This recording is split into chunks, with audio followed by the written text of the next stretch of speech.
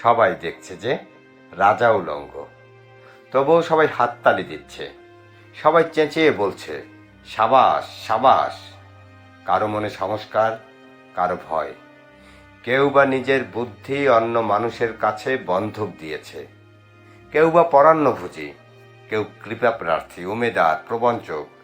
কেউ ভাবছে রাজবস্ত্র সত্যিই অতীব সূক্ষ্ম, চোখে পড়ছে না যদিও তবু আছে, অন্তত থাকাটা কিছু অসম্ভব নয়।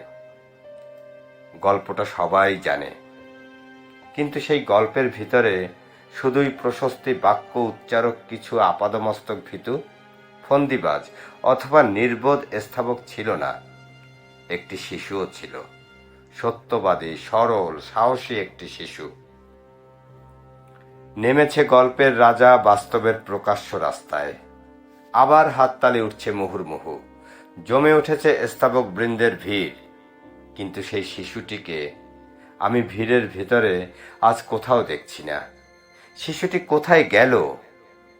কেউ কি কোথাও তাকে কোনো পাহাড়ের গোপন গুহায় লুকিয়ে রেখেছে, নাকি সে পাথর, ঘাস, মাটি নিয়ে খেলতে খেলতে ঘুমিয়ে পড়েছে কোনো দূর নির্জন নদীর ধারে, কিংবা কোনো প্রান্তরের গাছের ছায়ায়?